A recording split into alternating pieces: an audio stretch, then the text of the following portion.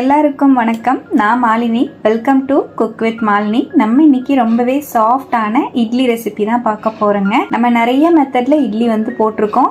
எல்லாமே சூப்பரா இருக்கும், செம்ம சாஃப்டா இருக்கும். அதுல இந்த மெத்தடும் ஒரு மெத்தட் தாங்க. ரொம்ப ரொம்ப சாஃப்டா இருக்குங்க.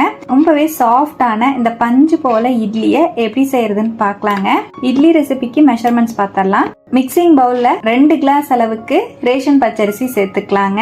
ரேஷன் பச்சரிசி இல்லைன்னா நீங்க கடையில கிடைக்கக்கூடிய நார்மலான பச்சரிசி, தோசை அரிசி கூட நீங்க யூஸ் பண்ணிக்கலாம். அரிசியை ஒரு 2 ல இருந்து 3 வாட்டி நல்லா வாஷ் பண்ணிட்டு ஊற வச்சுக்கலாம். அரிசியை நல்லா வாஷ் பண்ணி தேவையான அளவுக்கு தண்ணி சேர்த்து ஊற வச்சுட்டேன். அரிசி ஒரு 4 ல இருந்து 5 மணி நேரம் நமக்கு ஊறி வரணும். இருக்கட்டும். இன்னொரு பவுல்ல எந்த கிளாஸ்ல நம்ம அரிசி அளந்தமோ அதே கிளாஸ்ல 1 கிளாஸ் அளவு உளுந்து சேர்த்துக்கலாங்க.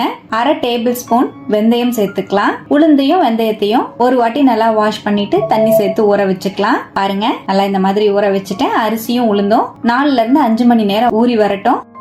ஒரு 4 மணி நேரம் கழிச்சு அரிசி நல்லா ஊறி வந்திருக்கு, உளுந்தும் நல்லா சூப்பரா ஊறி வந்திருக்கு. உளுந்து வெந்தயமும் ஃபர்ஸ்ட் நம்ம உளுந்து வெந்தயத்தை மிக்சி ஜாருக்கு மாத்தி அரைச்சு எடுத்துக்கலாங்க. நான் மிக்சியில அரைக்கிறேன். நீங்க வேணும்னா கிரைண்டர்லயே அரைச்சுக்கலாம். கிரைண்டர்ல போடுற மாதிரி இருந்துச்சுன்னா ஒன்னாவே நீங்க அரைச்சு எடுத்துக்கலாம். இப்ப நான் உளுந்த மிக்சி ஜாருக்கு மாத்திட்டேன். தேவையான அளவுக்கு தண்ணி சேர்த்துட்டு நல்லா நைஸா அரைச்சு எடுத்துக்கலாங்க. பாருங்க, இந்த மாதிரி நைஸா அரைச்சிட்டேன். நமக்கு உளுந்து மாவு ரெடி ஆயிடுச்சு. இது ஒரு பவுலுக்கு நான் மாத்திக்கிறேன். இப்ப அரைச்ச உளுந்து மாவை நான் பவுலுக்கு மாத்திட்டேன். இப்ப அதே மிக்சி ஜார்ல நம்ம ஊறி வந்த அரிசியையும் சேர்த்துக்கலாங்க.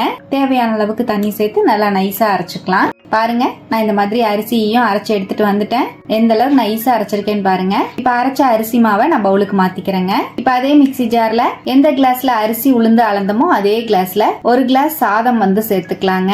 பழைய சாதமா இருந்தாலும் ஆட் பண்ணிக்கோங்க. கொஞ்சமா தண்ணி சேர்த்து நல்லா நைஸா அரைச்சு எடுத்துக்கலாம். பாருங்க, நான் இந்த மாதிரி அரைச்சு எடுத்துட்டேன். இப்ப அரைச்ச சாதத்தையும் நம்ம அரிசி மாவோடவே சேர்த்துக்கலாம். உளுந்து மாவை நான் தனியா பாத்திரத்துல வச்சிருந்தேன். இப்ப அதையும் நம்ம அரிசி மாவோடய கலந்துக்கலாம். சேர்த்துட்டு நல்லா இந்த மாதிரி கை வச்சு ஃபுல்லா மிக்ஸ் பண்ணி விட்டுக்கலாங்க. நான் கையில கலந்துக்கிறேன். எனக்கு ஃபெர்மெண்டேஷனுக்கு நல்லா ஹெல்ப் பண்ணும். நீங்க வேணும்னா கரண்டிலேயே கலந்துக்கலாம். இப்ப கொஞ்சமா தண்ணி சேர்த்துக்கிறேங்க.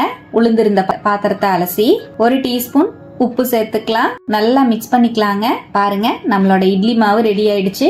இந்த மாதிரி கன்சிஸ்டன்சில ரெடி பண்ணி வச்சுக்கோங்க. இட்லி மாவு புளிச்சு வரதுக்காக ஒரு 8 மணி நேரம் அப்படியே ரெஸ்ட் விட்டுறலாம். நான் ஒரு தட்டு வச்சு வைக்கிறேன். வெயில் அதிகமா இருக்கிறனால சீக்கிரம் பொங்கி வந்துருங்கறனால கீழே தட்டு வச்சிருக்கேங்க. ஒரு 8 மணி நேரம் கழிச்சு நம்ம பார்க்கலாம்.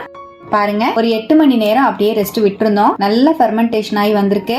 மாவு எவ்வளவு சூப்பரா பொங்கி வந்திருக்கு பாருங்க. இன்னும் கொஞ்ச நேரம் விட்டுருந்தா கண்டிப்பா பொங்கி வலிஞ்சிருக்கும். நல்லா மிக்ஸ் பண்ணிக்கலாம். மாவு நல்லா இந்த மாதிரி பொங்கி வந்தாதான் இட்லி நல்லா சாஃப்டா கிடைக்கும்.